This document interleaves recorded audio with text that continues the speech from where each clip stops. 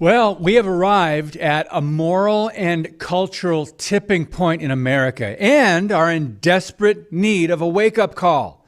There are over 300,000 churches in this nation, but fewer people than ever are living out their faith in public. The influence of Christianity has steadily decreased, while our culture has become secularized. We may have reached a Bonhoeffer moment. Our religious freedoms are under attack. And as the nation lurches further left and millions of Christians don't vote in elections, some believe there's still time to prevent the complete destruction of our nation. I'm not so sure. I'm David Fiorazzo, and this is Christ and Culture.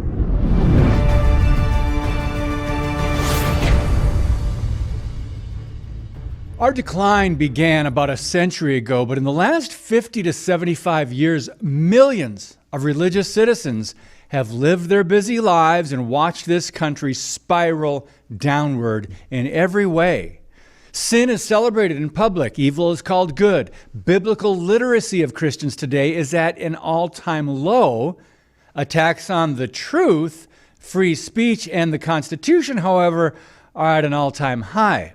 Like many of us, author of the new book, Letter to the American Church, Eric Metaxas has been trying to send an urgent wake-up call to pastors and believers across the country. He believes that as Christians go, so goes America. Metaxas states, quote, "It is the silence of the American church on a host of issues today that many people say, oh, that's not a gospel-related issue. I don't want to be divisive. I don't want to be political."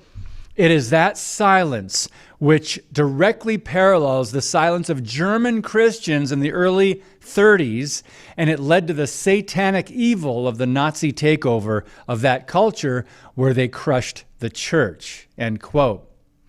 Roughly a third of German pastors and churches compromised and were silent in the face of evil. Metaxas also says that if only another few thousand Protestant pastors had resisted tyranny at that time and spoken out, the Nazis would not have succeeded. Drawing a parallel to America, what doomed the German church and nation is happening here, and we don't even seem to see or understand it. Cultural Marxism has infiltrated the major institutions, advancing wicked, leftist ideologies like abortion on demand, discrimination against Christians, socialism, transgenderism in public schools. Sadly, even some churches are playing along. Our own government is now openly hostile toward those who used to be protected by the First Amendment of the Constitution. Many of us have been censored, and Eric Metaxas explains how his national radio show was wiped off YouTube because he dared address controversial topics. He also said this, quote, "Suddenly people said, oh, you're not allowed to talk about that. And I said, this is America. People have died so that we can talk about anything freely. But a chill has fallen over this country, and the church has been silent. And there are voices in the church now advocating silence, saying, just don't be political," end quote. Now, I often remind people that someone's morality will be legislated by those who are elected and sent to represent we, the people. Wouldn't you prefer biblical morality rather than the godlessness and wickedness and demonic policies that we're seeing unleashed and implemented these days? The church's silence is especially hurting young people in many measurable ways, including confusion, depression, sexual brokenness, and suicide attempts. So, are we finally willing to really trust Jesus and pray, speak out, stand for righteous causes, and vote? The Blaze TV staff said there is a sinister left-wing agenda being carried out across the country.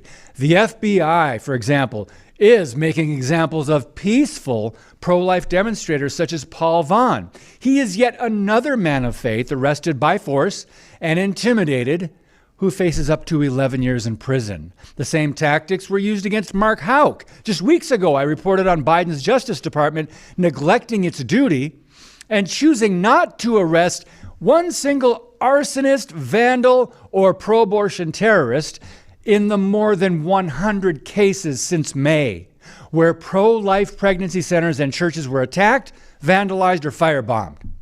The Blaze stated, "Church and state has been warped into state versus the church," and claimed as of last week, there have been no indictments for the over 170 attacks on Catholic targets since May of 2020.